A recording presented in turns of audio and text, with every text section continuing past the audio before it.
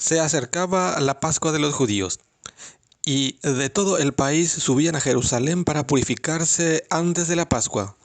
Buscaban a Jesús y se decían unos a otros en el templo: ¿qué les parece?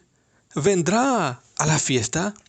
Pues los jefes de los sacerdotes y los fariseos habían dado órdenes, y si alguien sabía dónde se encontraba Jesús, debía notificarlo para que fuera arrestado. La cena de Betania.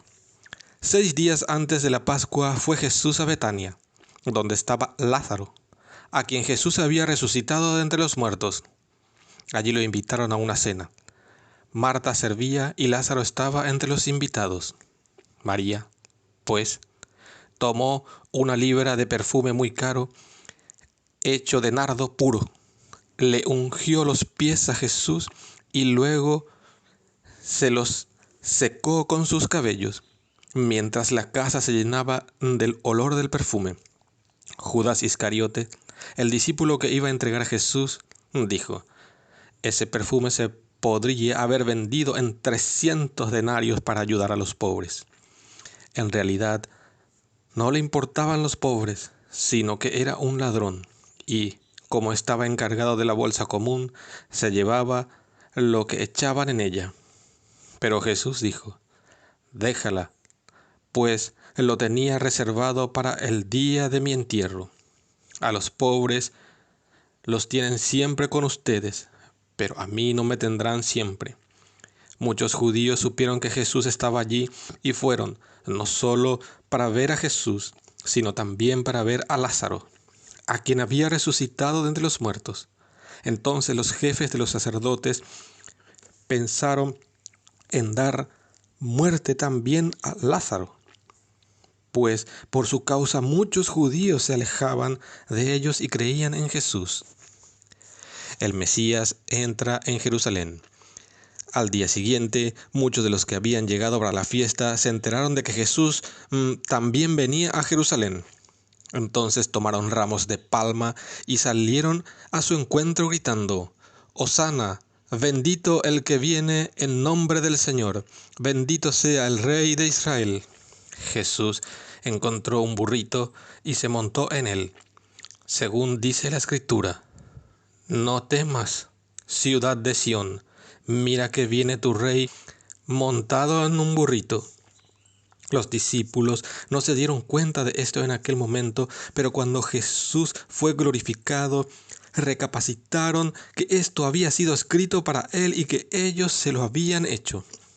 Toda la gente que había estado junto a Jesús cuando llamó a Lázaro de la tumba, del sepulcro, y lo resucitó de entre los muertos, cantaba sus alabanzas, y muchos otros vinieron a su encuentro a causa de la noticia de este milagro. Mientras tanto, los fariseos comentaban entre sí: no hemos adelantado nada, todo el mundo se ha ido tras él. Si el grano no muere, también un cierto número de griegos, de los que adoraban a Dios, habían subido a Jerusalén para la fiesta. Alguien se acercó a Felipe, que era de Betsaida de Galilea, y le rogaron: «Señor, quisiéramos ver a Jesús». Felipe habló con Andrés, y los dos fueron a decírselo a Jesús. Entonces Jesús dijo: «Ha llegado la hora que sea glorificado el Hijo del Hombre. En verdad les digo, si el grano de trigo no cae en tierra y muere, queda solo, pero si muere, da mucho fruto. El que ama su vida la destruye, y el que desprecia su vida en este mundo la conservará para la vida eterna. El que quiera servirme, que me siga, y donde yo esté, allí estará también mi servidor. Al que me sirve, el Padre le dará un puesto de honor. Ahora mi alma está turbada. ¿Diré acaso: Padre, líbrame de esta hora? Si precisamente he llegado a esta hora para enfrentarme con todo esto. Padre, da gloria a tu nombre. Entonces se oyó una voz que venía del cielo: Lo he glorificado y lo volveré a glorificar. Los que estaban allí escucharon la voz, decían que había sido un trueno. Otros decían, le ha hablado un ángel. Entonces Jesús declaró, esta voz no ha venido por mí, sino por ustedes. Ahora es el juicio de este mundo. Ahora el príncipe de este mundo va a ser echado fuera. Y yo, cuando haya sido levantado de la tierra, atraeré todo. Con estas palabras, Jesús daba a entender de qué modo iba a morir. La gente le replicó, escuchamos la ley y sabemos que el Mesías permanece para siempre. ¿Cómo tú dices que el Hijo del Hombre va a ser levantado? ¿Quién es ese Hijo de Hombre? Jesús les contestó, todavía por un poco más de tiempo estará la luz con ustedes. Caminen mientras tienen luz, no sea que les sorprenda la oscuridad. El que camina en la oscuridad no sabe a dónde va. Mientras tengan la luz, crean en la luz y serán hijos de la luz. Así habló Jesús, después se fue y ya no se dejó ver más.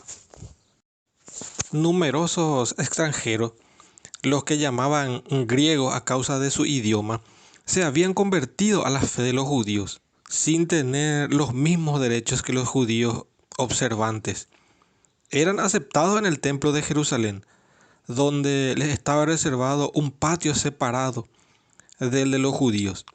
El interés manifiesto por esos griegos da a Jesús la oportunidad para anunciar que la misión se extenderá a toda la tierra cuando haya sido levantado en la cruz.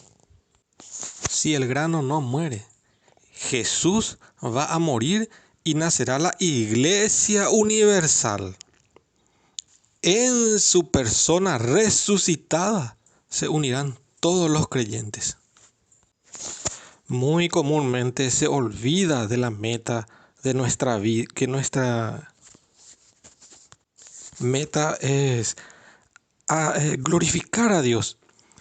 Esto no se logra principalmente construyendo templos o cantando gloria a Dios, sino aceptando ser nosotros mismos sacrificios agradables a Dios. Un obispo y mártir de la iglesia primitiva, San Ireneo, escribía, Dios es glorificado cuando vive el hombre, pero para el hombre vivir es ver a Dios. El príncipe de este mundo designa al espíritu del mal, que no es solo el mal con mayúscula, sino un espíritu malo, adversario de Dios. Mientras que para Jesús los demonios podían significar cualquier forma de mal, el diablo o Satanás es siempre presentado como un sujeto libre, activo, que sabe dónde quiere llegar.